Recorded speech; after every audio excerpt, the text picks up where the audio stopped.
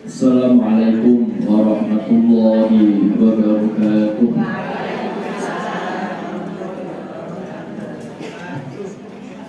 Alhamdulillah, nahmaduhu wa nasta'inuhu wa nastaghfiruh wa na'udzu billahi min shururi anfusina wa min sayyiati a'malina.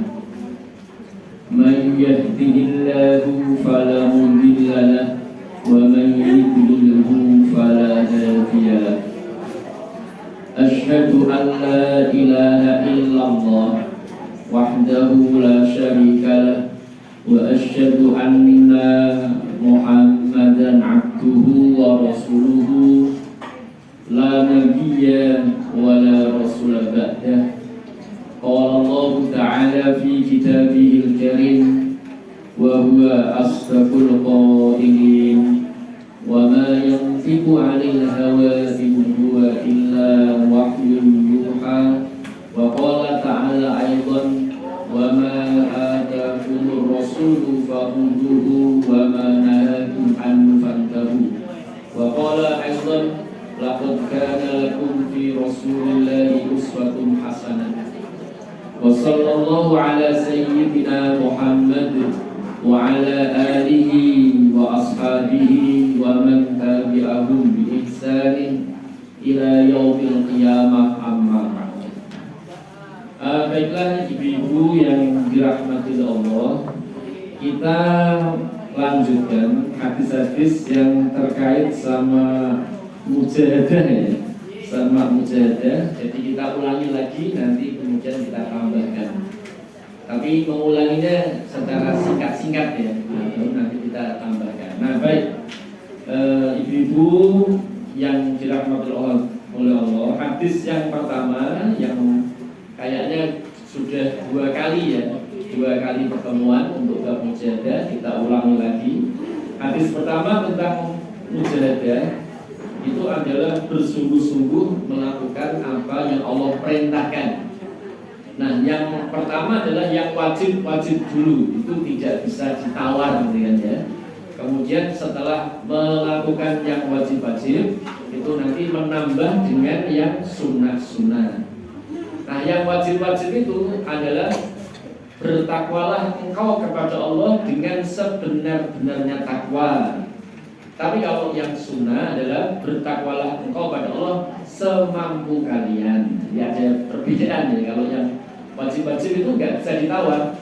Bertakwalah kepada Allah dengan sebenar-benarnya takwa. Tapi kalau yang sunnah adalah bertakwalah kepada Allah semampu kalian. Nah di sini ditampilkan hadis dengannya dari Abu Hurairah radhiyallahu anhu, berkata Rasulullah sallallahu alaihi wasallam, sesungguhnya Allah berkata, ini hadis qudsi ya, siapa yang memusuhi waliku, maka sungguh aku akan mengumumkan untuk orang yang memusuhi waliku tadi, aku umumkan dengan peperangan. Siap, dan tidaklah mendekat kepadaku seorang hamba dengan sesuatu yang lebih aku cintai daripada yang wajib. Nah, yang pertama nanti kan yang wajib-wajib dulu. Kemudian tak henti-hentinya hambaku mendekat kepadaku dengan amal-amal sunnah sampai aku mencintainya. Nah, kalau aku mencintainya, aku akan menjadi pendengarannya dia mendengar, menjadi matanya dia melihat, menjadi tangannya dia melakukan sesuatu, menjadi kakinya dia melangkah, dan apabila dia meminta kepadaku, aku akan beri kepadanya. Kalau memohon perlindungan kepadaku, aku akan beri perlindungan kepadanya.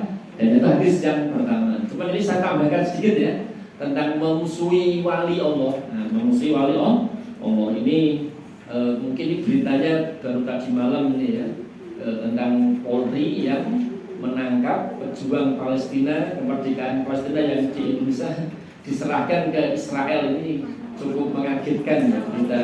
Cuma tidak diberitakan di nasional, yang beritakan Al Jazeera. Ya, Al Jazeera. Ini ya, siapa yang memusuhi waliku, nah aku mengumumkan kepadanya peperangan. Tentunya seorang pejuang Palestina yang mengupayakan kemerdekaan itu ya tentunya insya Allah dia waliullah. Nah, Jadi siapa yang memusuhi waliku, aku umumkan peperangan padanya. Ini hanya tambahan saja. Tapi hadis yang utama tadi ya, melaksanakan yang fardu-fardu, baru kemudian yang sunnah. Ya, yang memberikan Al Jazeera. Kalau berita nasional belum keluar. Nah, baik, ini ya tidak tahu Polri apa ya gitu. Baik, kemudian dari Anas radhiyallahu anhu dari Nabi Muhammad SAW mengenai apa yang diriwayatkan dari Tuhan, yang itu juga diskusi adalah kalau seorang hamba mendekat kepadaku satu jengkal, maka aku Allah akan mendekat kepadanya satu hasta. Kalau dia mendekat kepadaku satu hasta, aku akan mendekat kepadanya satu depa. Dan kalau dia datang kepadaku dengan jalan kaki, maka aku akan datang kepadanya dengan berjalan, jalan cepat atau berjalan. Jadi kapanpun kita mendekat kepada Allah, maka Allah akan dekat kepada kita. Kalau kita menjauh dari Allah, ya Allah akan semakin jauh dari kita. Itu bahasa kiasan. Bahasa kiasan itu hadis kedua. Hadis ketiga adalah dari Ibnu Abbas radhiyallahu anhu berkata, bersabda Rasulullah SAW, dua nikmat yang menyebabkan banyak orang tertipu, yaitu kesehatan dan waktu luang. Makanya kalau kita mumpung diberi kesehatan ya, maka gunakanlah kesehatan yang Allah berikan pada kita itu dengan melakukan ketakwaan. Andai kita melakukan ketakwaan di masa sehat kita, misalnya kita itu adalah sakit sehingga tidak bisa melakukan kebaikan, maka sepanjang kita sakit tapi biasanya kita melakukan kebaikan itu, kita dihitung oleh Allah sama, dianggap tetap melakukan kebaikan itu. Sebab gajinya dia begitu, ini ada halangan, maka dia tetap dinilai melakukan kebaikan itu. Jadi kalau kita mumpung diberi kesehatan oleh Allah, nah itu kita gunakan untuk ketakwaan. Nah, kemudian yang kedua adalah yang sering membuat orang tertipu adalah waktu luang. Nah, ibu yang dirahmati Allah, kalau kita itu punya waktu luang ya, kita gunakan misalnya untuk banyak membaca sholawat, untuk banyak pikiran, untuk tafakur. Tafakur itu memikirkan ayat-ayat Allah.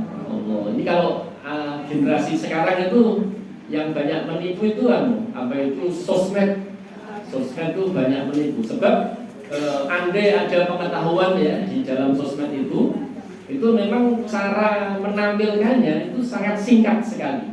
Hanya sangat singkat sekali, sehingga anak-anak kita kalau misalnya sudah biasa sosmed itu nanti dia dengan buku itu tidak terbiasa. Kalau buku kan butuh telaten ya, dari awal, tengah sampai akhir. Kalau sosmed kan hanya sepintas itu tidak membentuk kerangka berpikir. Tapi kalau buku itu membentuk kerangka berpikir. Makanya ini sosmed itu menurut saya juga kalau kita punya waktu luang, itu sosmed itu nggak terasa aja, cepet bangetnya. Misalkan kayak kita, misalkan kayak saya contohnya saya sendiri. Satu ketika ada urusan, saya kok bar subuh tak deloke WA-ne. Nah, subuh delok WA, terus tertarik loh delok liyane. Delok sosmed itu ya wis jam 5.20 lho sarep ning langgar. Padahal biasanya ngaji untuk akeh, tapi karena sosmed nggak terasa. Nah, itu namanya tertipu. Tertipu itu memang begitu. Nah, ini kalau anak usia sekolah bahaya sekali ya loh. Dia scroll kayak gitu kan ya. Dia tidak membentuk kerangka berpikir, maka pondok-pondok tahfidz itu memang betul tidak boleh bawa HP, itu betul. Kalau bawa HP itu mesti waktunya banyak tersita di HP.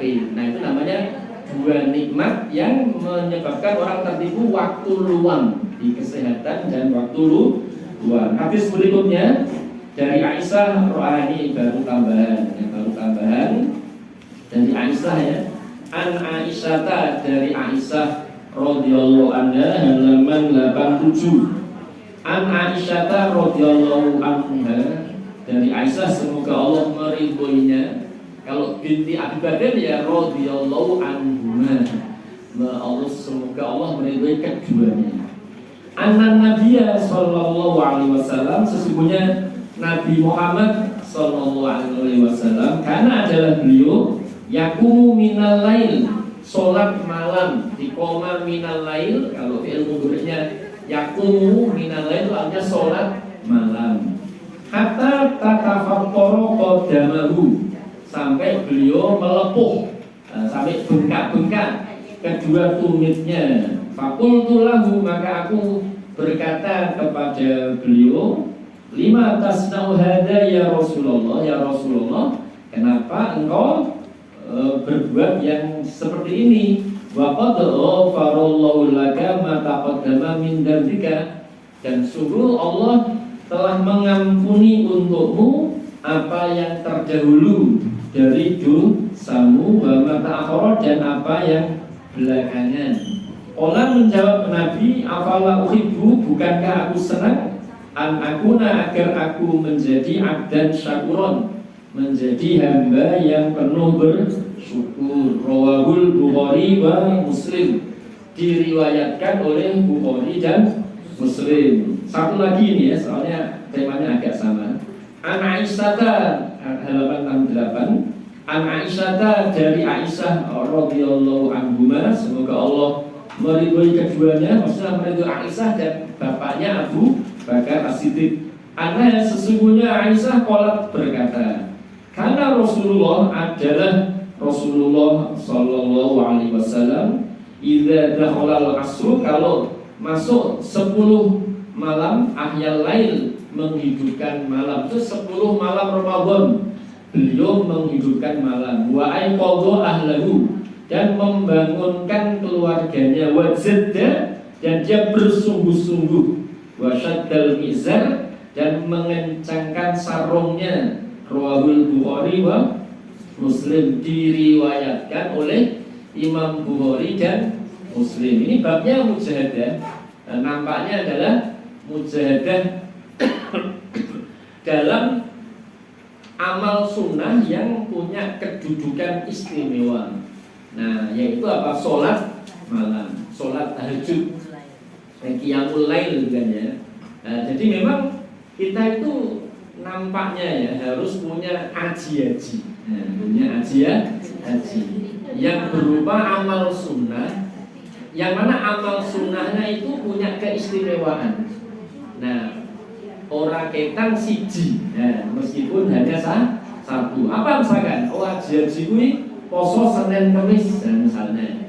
Oh, haji itu misalnya adalah rutin sholat malam. Nah, jadi begitu. Jadi itu memang seorang muslim itu harus punya ya semacam sesuatu yang diandalkan. Nah, kalau Rasulullah kita tiru semuanya ya mungkin tidak mampu kita ya, tidak mampu. Bukan mungkin, pasti tidak mampu. Maka kita hendaknya punya minimal satu hal yang merupakan amal sunnah. Kalau wajib tidak bisa ditawar. Ini yang sunnah. Ini yang sunnah. Hendaknya kita punya satu yang menjadi andalan.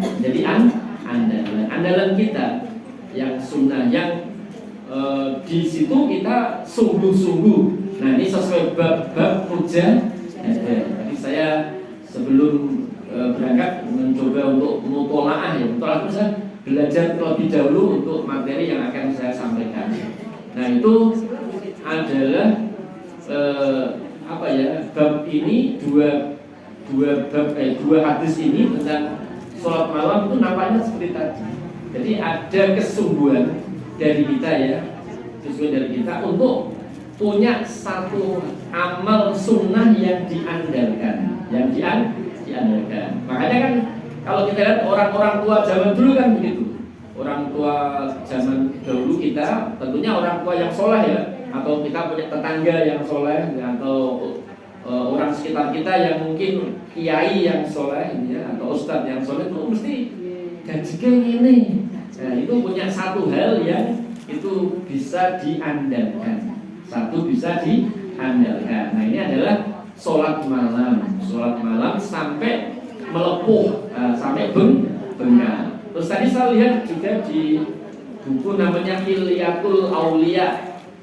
Hilyatul Aulia. Hilyatul Aulia itu artinya perhiasan para wali. Perhiasan para wali. Hilyah itu perhiasan. Al-Aulia para wali. Nah, itu menceritakan tentang amalan beberapa salafus soleh. Nah, itu entah sahabat, entah tabiin ya. Ternyata banyak juga tabiin yang andalannya itu sholat malam. Nah, tadi saya lihat misalnya ada beberapa tabiin itu sampai dilokke oleh bojone. Bojone, Pak, mbok aja koyo ngono sampai bengkak-bengkak. Sampai bengkak-bengkak sholat malam gitu kan. Nah, terus dia jawab, ande ada seseorang yang hampir celaka. Terus dia berupaya untuk menyelamatkan diri dari celaka yang akan menimpanya. Nah, maka kata tabiin yang bersangkutan, maka dia akan melakukan apa yang hari ini aku lakukan. Nanti kalau ada seorang hampir celaka, bisa dicelakai oleh musuh, dicelakai oleh macam-macam kan ya. Terus ada sesuatu yang bisa menyelamatkan. Nah, pastilah sesuatu yang bisa menyelamatkan itu adalah sholat malam. Sholat malam. Nah, makanya dia ketika istrinya ngelok, istrinya apa ya? Mungkin kayak ngelokke karena sayang atau gimana. Mbok ora usah ngono Pak sampai bengkak-bengkak. Mbok dikurangi. Jawabannya tadi itu. Andai ada orang yang hampir celaka, terus dia berupaya untuk menghindarkan diri dari celakanya itu, sementara yang bisa menyelamatkannya itu sholat malam ini, maka dia pasti akan melakukan seperti yang aku lakukan. Nah, jadi begitu. Makanya dia istilahnya namanya bab kesungguhan. Jadi letaknya di situ, bab kesungguhan. Nah, kemudian juga di dalam dua hadis ini ya, namanya mujahadah itu istilahnya ada figur-figur yang bisa kita teladani dalam hal kesungguhan. Tentunya teladan yang paling utama adalah Rasulullah Shallallahu Alaihi Wasallam. Ini keteladanan Rasul di dalam hadis bab mujahadah ini adalah kesungguhan dari Rasulullah SAW untuk istilahnya istiqomah dalam satu hal, yaitu sholat malam. Nah, maka dalam hal ini itu ya, ibu-ibu yang dirahmati Allah, maka dalam hal ini memang ada di dalam masyarakat kita figur-figur yang bisa dicontoh dalam kesungguhannya. Itu memang banyak sekali figur-figur yang bisa dicontoh dalam kesungguhan. Kesungguhan apa? Ya tentunya adalah untuk al-Islam, untuk membangun al-Islam. Misalnya kayak saya lihat di di beberapa kota besar kayak Solo itu banyak.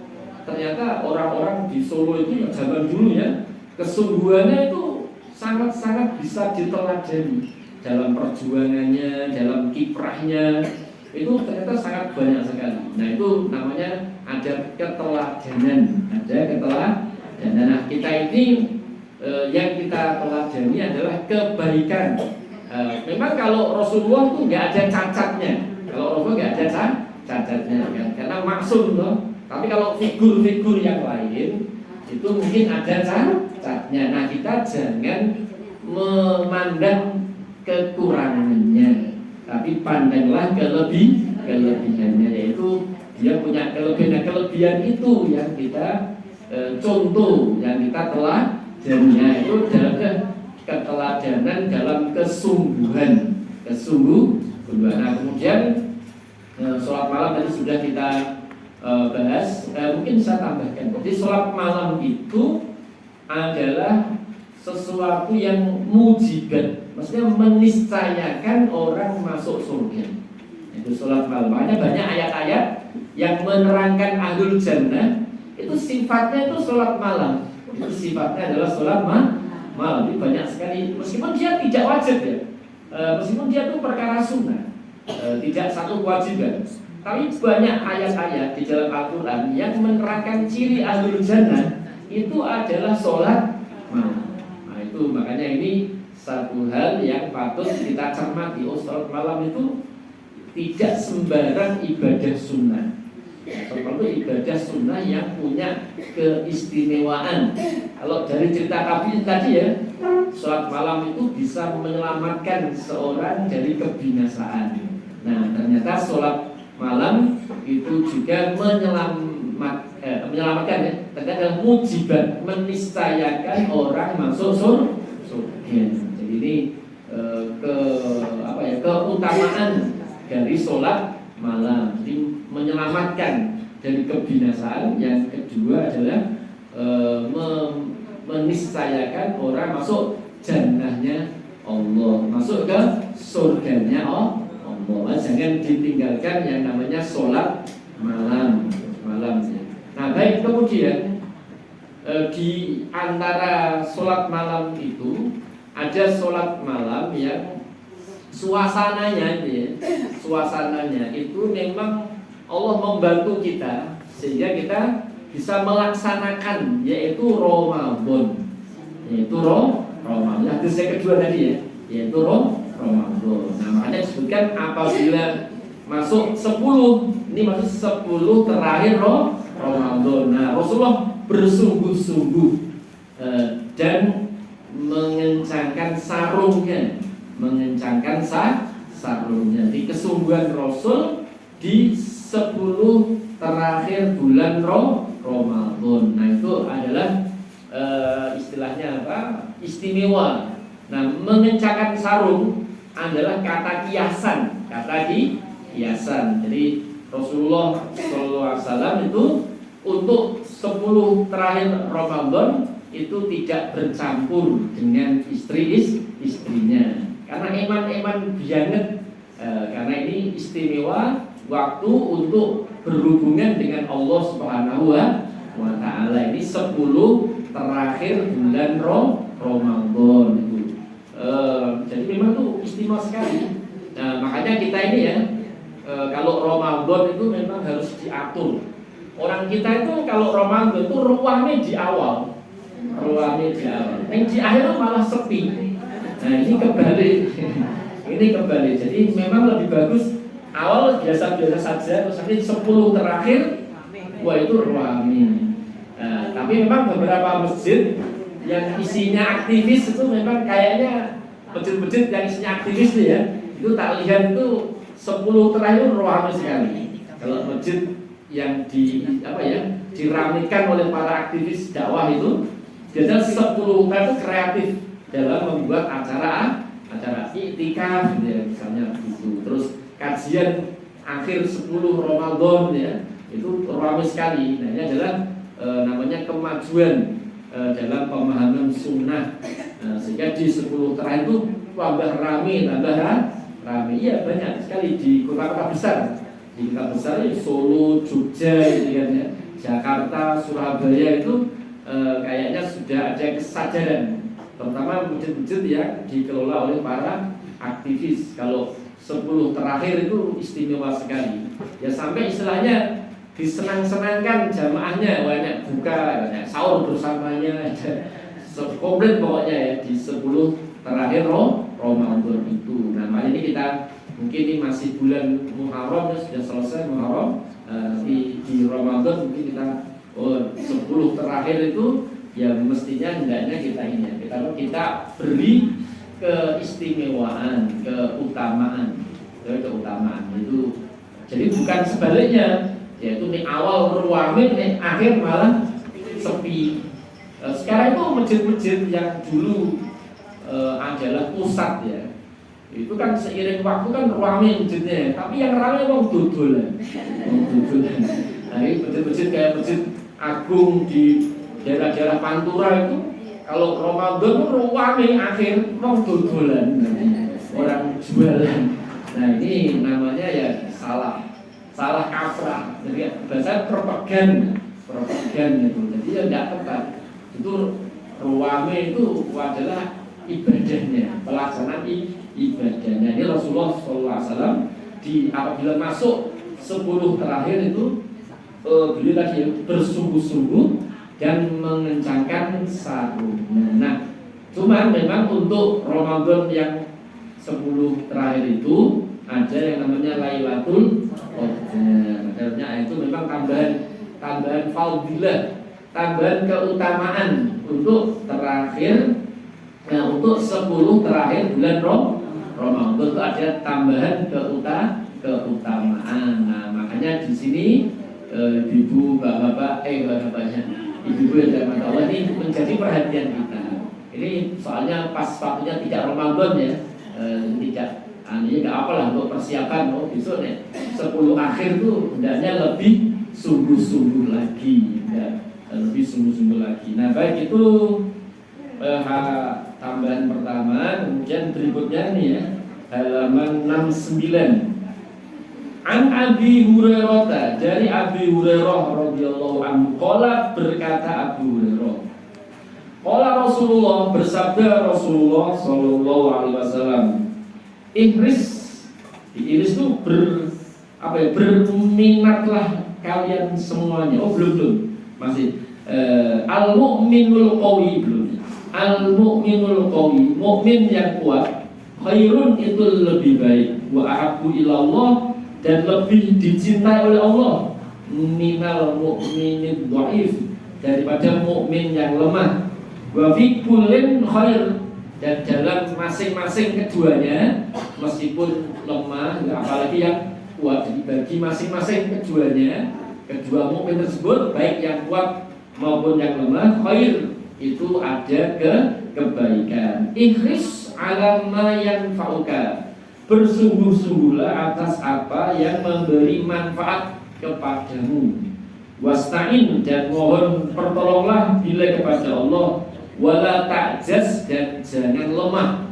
Untuk meminta pertolongan itu jangan sampai lemah. Wa in asobaka syai'un, kalau kamu ditimpa sesuatu, fala taqul, maka jangan sekali-kali mengatakan lau anni fa'altu, kalau saya mengerjakan ini karena kada wa kada, maka pasti akan begini dan begitu. Walakin kul, tapi katakan olehmu, qadarullah, ini adalah takdir dari Allah. Wa ma syaa fa'ala, apa yang Allah kehendaki pasti terjadi. Fa innalau, maka sesungguhnya jikalau, dan masa kalau orang sering mengatakan wah aku nek misalnya ini ya, maka sesungguhnya kalau itu taftahu, membuka amal syaitan, amal dari setan. Rawahu Muslim, diriwayatkan oleh Imam Muslim. Nah baik, pertama adalah mukmin yang kuat, mukmin yang kuat. Jadi memang sejak zaman dulu dengan ya, itu memang ada upaya untuk melemahkan posisi orang beriman, posisi kaum muslimin. Tapi untungnya di kita itu banyak ulama-ulama, ustadz-ustadz yang punya kesadaran, yang punya mata batin yang sangat istilahnya jernih sekali, sehingga bisa ngerti, wah ini kayaknya rosok. Nah itu kalau banyak weruh sadurunge winarah. Nah itu ya karena ibadah mereka. Nah itu sehingga upaya-upaya untuk memperlemah itu memang ya tidak sukses untuk kita, khususnya di Indonesia. Coba kita perhatikan ya, memang sejak Pak Karno melemahkan lewat Nasakom misalnya, itu tetap eksistensi kaum muslim tetap kuat. Nah begitu pula nanti Pak Harto ya, ketika beliau itu didekati oleh kayak Murdani, kayak Daud Yusuf, itu kan juga melemahkan umat Islam ya. Tapi alhamdulillah banyak ulama-ulama saat itu yang istilahnya yang ngerti lah ya seperti itu keadaannya, terus melakukan antisipasi sehingga memang Islam itu sangat masih kuat. Nah begitu pula akhirnya kan hanya Pak Harto itu kan baru menyadari loh, baru dekat sama Ismi tapi sudah agak terlambat, terus jatuh. Terus setelah itu Pak Harto reformasi itu nampak sekali ya, para reformis itu padahal ya umat Islam punya peran yang besar dalam reformasi itu tetap berupaya untuk melemahkan pasca reformasi. Puncaknya itu Pak Jokowi itu puncaknya kalau saya lihat ya bukan dalam hal lain. Kalau dalam pembangunan infrastruktur oke lah ya, tapi dalam hal mengebiri ormas Islam, itu Pak Jokowi. Saya kan FPI yang dibubarkan, terus intervensi dalam UMI dan sebagainya. Dan sekarang ya kita lihat ya, ternyata orangnya Pak Prabowo tadi saya ceritakan menangkap aktivis Palestina diserahkan ke Israel. Nah itu memang upaya. Kenapa kok berani seperti itu? Dia melihat kelemahan umat Islam.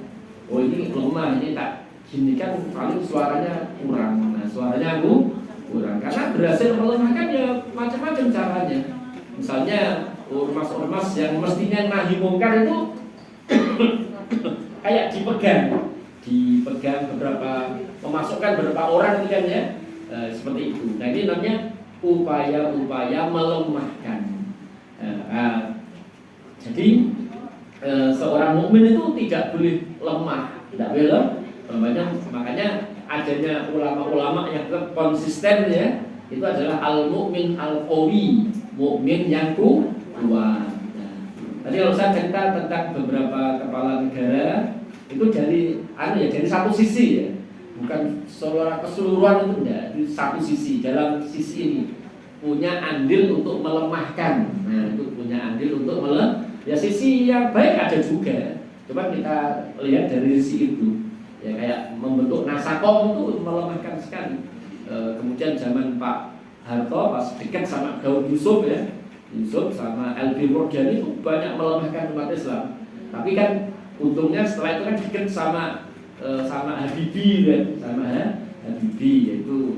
Nah dan Pak Jokowi ya, ada yang positif, tapi dalam hal membubarkan kayak FPI itu saya rasa untuk melemahkan. Sebab ya kita suka tidak suka itu FPI itu memang punya kekuatan untuk nahi mungkar. Ya kita mungkin nggak setuju sama Habib Rizik, bisa jadi itu hal yang biasa. Tapi bahwa FPI punya kekuatan nahi mungkar itu tidak bisa dipungkiri. Itu namanya mukmin yang kuat, itu ya. Nah, pun pula mukmin yang kuat dalam membina pendidikan ya, tetap bertahan, itu namanya mukmin yang kuat, mukmin yang kaya. Nah, tapi kalau terus kaya jangan kemudian istilahnya mungkin kekayaannya merasa kurang atau gimana. Nah, sehingga dia melakukan hal yang tidak tepat. Maksudnya tetap istiqomah, kekayaannya tetap dia istiqomah. Makanya disifati mukmin yang kuat. Jadi mukminnya tidak hilang, jangan hanya kuat kok. Mukmin yang kuat. Tidak hanya kuat kok ya. Ini ada tambahannya. Mukmin yang kuat. Ini jangan hanya lihat kuatnya saja, tapi mukmin yang kuat. Nah, jadi seperti itu. Mukmin yang pintar, mukmin yang kaya, mukmin yang istiqomah ya. Nah itu adalah mukmin yang kuat. Mukmin yang kalau sekarang ya kekuatan itu di kepintaran. Yang berani, mukmin yang kuat, pintar, berani, punya kekayaan, tangguh itu al-mukmin. Tapi al-mukmin al-qawi. Nah itu lebih Allah cintai daripada mukmin yang lemah. Nah lemahnya itu adalah karena dilemahkan. Nah, kalau dia istilahnya sampai berhasil dilemahkan, nah itu terjadinya mukmin yang lemah. Jadi kalau bahasa Jawa Timurnya Ngawi, ya witekno, ya witekno piye, sudah gak berjaya kan?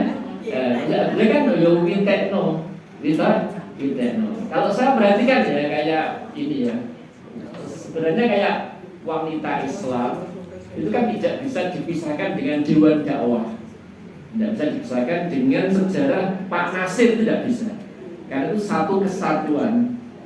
Seiring Pak Nasir dengan Masumi dibubarkan Soekarno, itu jadi lemah. Dewan dakwah ya tidak sekuat Masumi, tidak sekuat Masumi. Nah, begitu pula organisasi wanita yang di bawahnya ya tentunya itu. Tapi kan tetap bertahan. Nah, itu tetap makanya dalam masing-masing ada karena mukminnya masih. Mukminnya kayak wanita Islam misalkan yang kita tempati kan tidak punya akses kepada kekuasaan, tidak punya akses kekuasaan karena kan dilemahkan tidak bisa masuk mempengaruhi, tidak bisa masuk yang diberi tempat ya fatayat yang fatayat itu diberi tempat. Nah itu memang ya begitu. Nah jadi itu namanya sejarah. Sejarah itu ya harus kita kaji. Oh ya memang dulu Pak Nasir sebagai sebagai tokoh politik yang sangat kuat sekali itu berhasil dibubarkan oleh Pak Karno. Nah sehingga memang secara politik itu memang mengalami kelemahan setelah dibubarkan. Nah tapi yang penerusan kan ya namanya witekno. Nah witekno. Makanya wafi kulin khair, masing-masing tetap ada kebaikan. Nah, karena masih berjuang. Masalah nanti mendapat kekuatan lagi itu kan insya Allah akan beri. Hanya masalah waktu saja. Nah kita membutuhkan keistiqomahan, istiqomahan. Nah baiknya, jadi mukmin yang kuat itu lebih baik dan lebih Allah cintai daripada mukmin yang lemah. Tapi wa fi kullin khair, masing-masing tetap ada kebaikannya. Maksudnya yang lemah itu masih berjuang, masih istiqomah gitu. Kalau yang lemah mereka ya tidak ada kebaikan. Ya jadi gitu. Jadi lemah itu maksudnya adalah dia sudah berjuang, berusaha terus witekno. Tapi kalau menyerah terus istilahnya mengikuti proyek-proyek yang melawan Islam, nah itu yang Allah benci. Nah ini lemah maksudnya sudah berjuang, sudah berusaha dan tidak bergeser. Nah namanya witekno piye namanya wa fi kulli khair. Dan jadi kalau masih istiqomah, masih berjuang itu tetap kebaikan. Wa fi kullin khair, dan bagi masing-masing itu ada kebaikannya. Nah baik.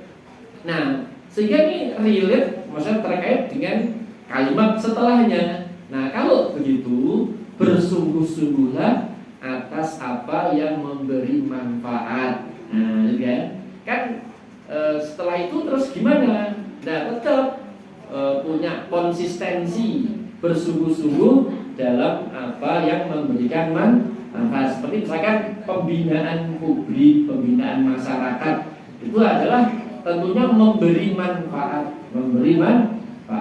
Jadi bermanfaat sehingga masih menjaga akidah, masih menjaga nilai-nilai, menjaga akidah, masih menjaga nilai-nilai. Ikhris alama yang fauka, bersungguh-sungguhlah atas apa yang memberi manfaat kepadamu dan tetap memohon kepada Allah, wasta'in billah, dan tetap mohon pertolongan pada Allah, wala ta'jaz. Nah itu ya mungkin untuk supaya cocok dengan penjelasan di awal tadi, jangan menyerah, jangan lemah itu artinya jangan menyerah. Setelah dilemahkan, lemah ya, jangan menyerah, jangan menyerah.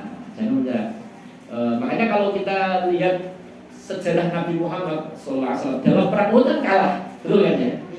Sebenarnya itu begini, dalam perang Uhud kalah itu terus Nabi ternyata bertahan sehingga orang Mekah yang musyrik saat itu tidak bisa masuk ke Madinah. Nah, saya ulangi, kan perang Uhud kan orang Mekah ke Madinah, ke Madinah. Awalnya Nabi rapat sama sahabat, enaknya gimana ini, kita song-song musuh di luar atau kita bertahan ke kota Madinah? Rasulullah tuh pada awalnya itu lebih senang bertahan ke Madinah. Sebab apa? Sebab kalau di Madinah itu menguasai Medan. Tapi orang-orang semangat, ya Rasulullah kita song-song di luar saja. Hanya udahlah, tidak apa-apa. Rasulullah hanya keluar. Dan ternyata terjadi peristiwa kekalahan. Nah, waktu kalah itu Rasulullah tidak lemah. Bagaimana tidak lemah?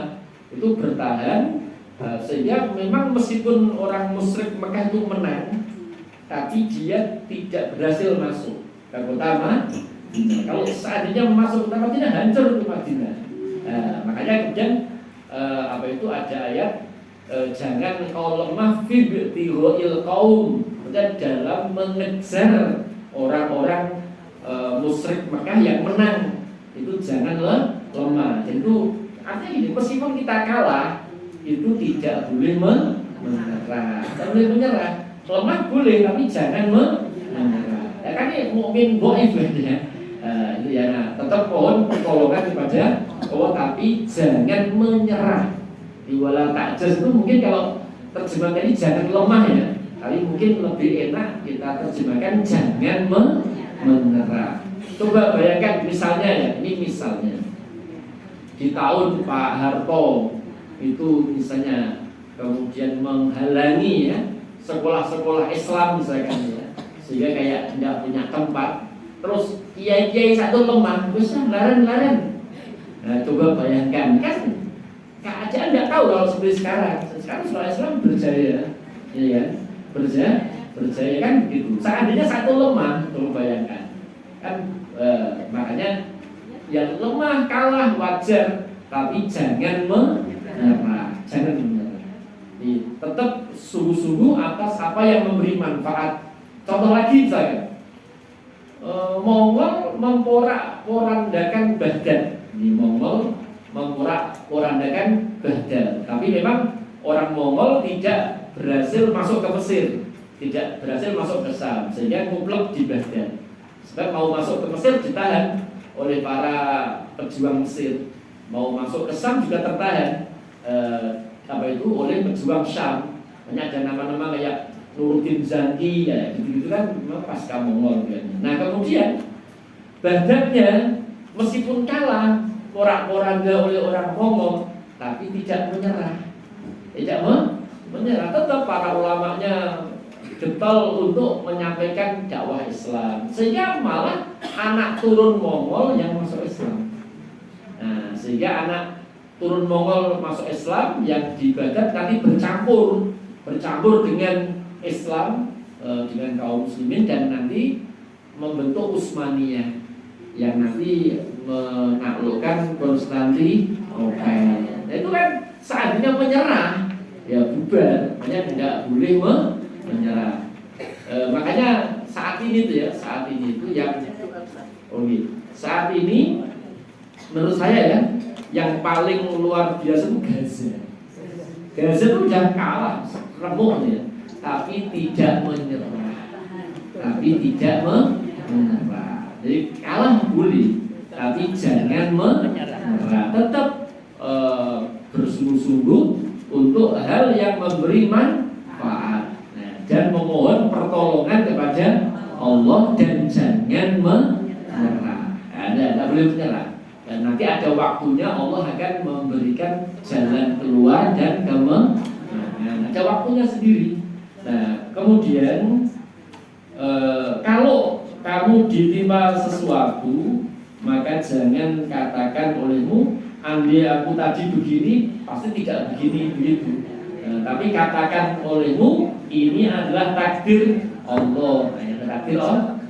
Jadi penting sekali ya, ibu yang dirahmati Allah.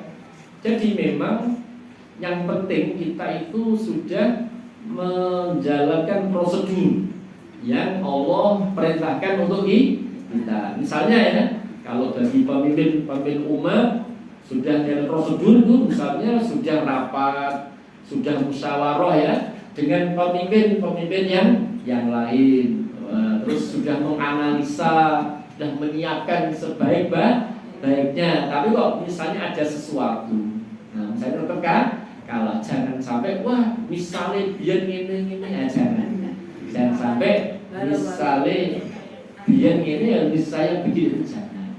Nah karena itu akan membuka amal setan. Maksudnya apa? Setannya malah memberi kita was-was, sehingga kita jadi ragu akan pertolongan Allah, dan tentunya adalah merusak salah satu pilar dari rukun iman, yaitu iman pada takdir. Jadi hal yang penting bagi kita itu adalah iman pada takdir. Tapi kalau kita ande itu ya, itu bisa merusak keimanan kita pada takdir Allah, dan sekali lagi itu akan membuka amalnya setan. Nah, yaitu apa? Kitanya jadi was-was. Kita jadi was akan membuka amalnya setan, jadi was-was. Nah, makanya sekali lagi itu ya udah, tadi kita bicara kekalahan ya, itu adalah takdir dari Allah untuk satu hikmah. Untuk satu hikmah yang kita tidak tahu. Hikmah di balik ini apa itu pasti ada hikmahnya. Ingat ya, kekalahan yang hari ini diterima oleh kaum muslimin. Kenapa disebut kekalahan? Ya, karena kan pengaruh dunia Islam hari ini tuh minim sekali, lemah sekali. Itu adalah kekalahan yang sementara. Sebab kalau kita tarik garis ke belakang, itu memang Barat menjadi berpengaruh itu adalah masih jauh dibanding kaum muslimin. Saya ulangi ya, Barat itu sekarang berpengaruh itu secara waktu itu baru sedikit, baru sebentar, lebih panjang pengaruh kaum muslim. Coba kita mundur ke belakang, ini semoga waktunya masih ya. Coba kita mundur ke belakang. Dulu Barat itu menguasai, mereka itu namanya Romawi. Ada Romawi Timur, ada Romawi Barat. Tapi yang sampai punya kekuasaan ke Arab itu Romawi Timur sebenarnya. Romawi Barat itu kalah pengaruh sama Romawi Timur. Itu pusatnya di Turki. Jadi Turki. Nah kemudian di kawasan itu, di kawasan Timur Tengah itu ya, di sana ada Persia, ada Romawi, ada Persia. Nah di tengah-tengah rebutan pengaruh Romawi Persia, Allah mengutus Nabi kita Nabi Muhammad Sallallahu Alaihi Wasallam. Nah kemudian di belahan bumi yang lain itu Cina sama India. Jadi memang ada empat kekuasaan: Romawi, Persia, Cina, India. Nah Nusantara ini yang kita diami saat ini itu perdagangan Cina India. Sehingga memang pengaruh di sini ya India sama Cina. Sehingga di situ banyak Hindu dan Buddha. Nah, gitu ya. Nah, baik, kembali ke yang sebelah barat. Ada Romawi Timur, ada Persia. Nah, di saat itulah secara keagamaan orang itu menyimpang semuanya. Romawi punya keyakinan dewa-dewa, ya. Apa dewa Zeus, dewa Atlas, ya. Macam-macam bisa tidak apa. Nah, orang Persia juga begitu. Ada dewa terang, ada dewa kegelapan. Nah, orang Yahudi yang merupakan penerus bangsa Israel itu menyimpang karena merubah kitab-kitab. Nah, orang Arab yang turun Ismail nyembah berhala. Nah, saat itu Nabi diutus oleh Allah, gitu kan? Nah, Nabi di Jawa, pertama di Mekah, kemudian di Madinah. Nah, sejarah Nabi kita ketahui berhasil ya di Madinah. Terus nanti Nabi itu sudah berbenturan sama Romawi, Romawi. Nah, itu dalam perang Mu'tah, lanjut perang Tabuk. Terus Nabi wafat, terus diganti oleh Abu Bakar, diganti oleh Umar. Nah, Umar meneruskan perjuangan Nabi, mengalahkan orang Romawi sekaligus mengalahkan Persia. Nah, itu zaman Umar. Nah, kemudian Persia masuk Islam. Jadi masuk Islamnya sekarang ya Uni Emirat Arab ya, kayak Kuwait, kayak Irak gitu ya. Plus ada yang Syiah Iran kan ya. Itu Persia masuk Islam di zamannya Umar bin Khattab. Terus orang Romawi kalah di Syam, mundur ke Mesir. Nah, oleh Amr bin As, wahai Umar, nek orang Romawi mundur ke Mesir, kita di Syam, wah, nanti kalau orang Romawi balik lagi nanti menyerang kita. Oh, kalau gitu disisir. Hanya Umar atas usulan Amr bin As menyisir Romawi di Mesir. Nah, mereka disisir ke Mesir sehingga hilang kekuasaan di Mesir. Nah, tapi mereka tidak pulang, tapi istilahnya patroli di laut.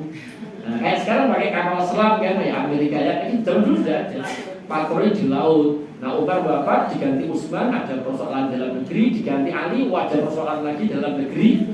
Nah, terus terjadi tahun persatuan, kemudian dipimpin Umayyah NU. Nah, di masa Umayyah dipimpin oleh Muawiyah karena Romawi masih patroli di laut, maka Muawiyah membuat armada laut pertama. Nah, kemudian Romawi dari laut balik lagi ke Turki. Nah, terus apa kan? Di dalam juga Islam, Umayyah berkuasa, terus terjadi kelemahan Umayyah, diganti Abbasiyah. Nah, orang Umayyah yang kalah Abbasiyah melayu ke Spanyol. Nah, nanti mendirikan kerajaan Andalusia. Nah, Abbasiyah wilayah dipertahankan lama sekali ya, itu pemimpin. Nah, orang Eropa mana? Orang Eropa zaman kegelapan. Zaman kegelapan yang kita pelajari sejarah itu adalah ya zaman Umayyah Abbasiyah. Berabad-abad Eropa dalam kegelapan sampai ada perang salib, mereka tidak bisa mengalahkan kaum muslimin. Kemudian muncul Mongol hanya menang di sebagian. Bahkan nanti orang Mongol masuk Islam jadi Utsmaniyah. Itu Eropa itu istilahnya Eropa hanya di situ saja, mutlak di Eropa. Nah, kemudian masa Utsmaniyah, dakwah ke Cina, ke wilayah India itu tidak seperti wilayah Persia Romawi, lebih cepat ya, sehingga India masuk Islam, Cina juga sebagian masuk Islam. Nah, itu ya begitu. Nah, Utsmaniyah menguasai Eropa, makanya ada orang Eropa Islam itu zamannya Utsmaniyah itu. Nah, baru kemudian muncul Spanyol, Portugis itu di akhir-akhir saat kaum lemah. Nah, kalau mulai itu lemah dari Spanyol, Portugis sampai sekarang itu tetap secara waktu tetap lebih panjang umat Islam. Nah, kita mungkin namanya di puncak-puncak keterbelakangan saat ini. Iya, namanya keterbelakangan. Tapi ini hanya masalah waktu saja. Makanya kita jangan menyerah. Menyerah itu apa? Malah melu sono. Namanya ya Pak Prabowo itu melu sana. Karena ikut BOP no? Ya ikut BOP. Kalau Pak Jokowi melu Cina, ya Pak Jokowi melu Cina, Pak Prabowo melu Amerika, itu sama. Cuma yang satu melu. Nah, kita waktu jangan menyerah. Tetap kita berpegang pada kitabullah dan sunnah Rasul. Ini kan jangan menyerah, meskipun lemah tapi jangan menyerah. Itu arti hadis ini. Nah, jadi mukmin yang lemah tetap dicintai oleh Allah sebab dia tidak menyerah. Dan yang menyerah malah melu kono loh, namanya nggak dicintai oleh Allah. Kan banyak ya, malah melu sana. Melu sana itu malah apa istilahnya ngatok bahasanya. Nah, itu ya tidak dicintai oleh Allah. Jadi kalah bisa, Memang itu namanya sunnatullah, tidak kok menang terusnya. Adakah kalahnya itu bisa. Tapi sekali lagi jangan menyerah. Nah, tetap kita berpegang pada kitab hadisnya. Nah, ini kan tidak masuk akal ya, pejuang Palestina ditangkap.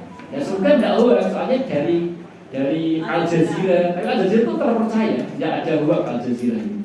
Jadi tinggal ada lihat RCTI itu belum ada beritanya. Ini beritanya masih Al Jazeera saja. Nah, tapi tidak tahu nanti ya kan tersebar tersebar di sosmed itu sudah tersebar di akun-akunnya milik influencer Islam itu sudah tersebar. Yang baik saya rasa itu ya kalah bisa, jadi mukmin lemah bisa, tapi jangan menyerah. Nah baik saya rasa itu yang bisa kami sampaikan. Ini masih ada waktu barangkali ada yang mau menyampaikan satu dipersilakan, kalau tidak ada kita akhiri. Ya monggo Bu. Kalau zaman Abbasiyah itu keemasan Islam. Iya, keemasan Islam itu. Jadi Abbasiyah itu zaman keemasan Islam. Itu ya sekarang kita ada teknologi sekarang itu adalah perkembangan algoritma. Sekarang namanya gini, namanya algoritma. Jadi kalau sekarang orang bisa kalau kita klik di Instagram, Facebook, terus ngikutin yang sama itu namanya algoritma. Itu namanya al-khwarizmi. Mas sekarang masih pakai nama-nama itu. Algoritmanya itu al-khwarizmi, itu memang Abbasiyah itu keemasan. Nah itu ya. Abbasiyah, matematika, kemudian ilmu optik. Ilmu optik itu sekarang layar HP, komputer itu semuanya perkembangan ilmu optik. Itu aljabar juga sama. Jadi itu masa keemasan. Nah makanya kita jangan rendah hati dengan rendah diri. Jangan rendah diri di hadapan orang barat. Jadi itu jangan rendah diri. Kita tuh adalah al-Islamu ya'lu wala yu'la alaihi. Ya gitu kan. Memang Abbasiyah itu gak masak. Nah, mungkin gini, ada mana Jabal Balan itu ada namanya Norwegia, ya. Terus itu namanya itu Norwegia itu sukunya Viking namanya. Itu suku Vikingnya orang Norwegia, orang Denmark ya. Itu suku Viking itu dulu itu yang nulis di Eropa ada suku Viking itu adalah duta besar Abbasiyah, namanya Ahmad bin Fadlan. Ahmad bin Fadlan itu sudah ahli sosiologi menulis tentang suku Viking. Nah, suku di Norwegia itu orangnya kayak gini itu menjadi cikal bakal ilmu sosiologi. Terus nanti ada berikutnya diteruskan istilahnya lupa namanya. Pelancongan Ibnu Battuta yang sampai ke Nusantara, sampai ke Aceh itu Ibnu Battuta. Nah itu adalah ya ulama-ulama dalam bidang sosiologi. Makanya kita sekarang kalau ada orang Eropa di pedalaman Papua itu kan dia punya ahli sosiologi. Itu ilmunya dulu yang merintis ulama Islam. Nah, itu ilmu sosial, ilmu teknik itu rintisan banyak sekali. Nah gitu kira-kira. Makanya kita tidak boleh rendah diri. Ini masalah waktu saja. Insya Allah akan mengangkat kembali derajat umat Islam. Hanya masalah waktu saja. Ya baik ya insya Allah ya. Ada yang lain lagi mungkin? Gimana? Ya nggak tahu kita. Pokoknya istiqomah saja. Monggo Bu.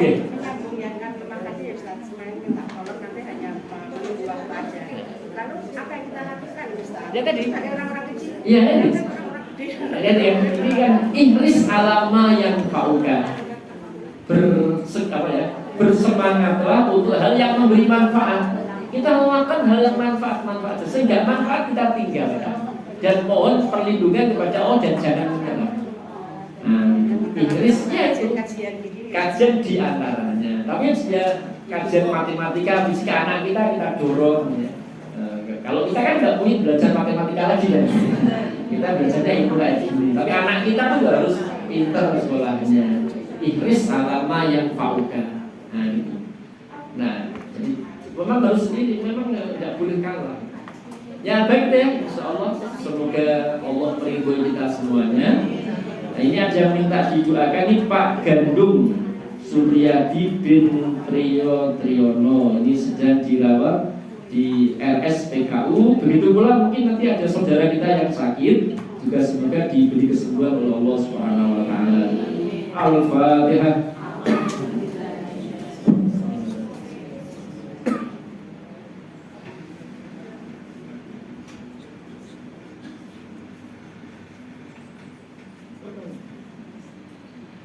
حمدا يوافي نعمه ويكافي مزيده يا ربنا لك الحمد كما ينبغي لوجهك الكريم وعظيم سلطانك اللهم صل وسلم وبارك على سيدنا محمد وعلى آل سيدنا محمد.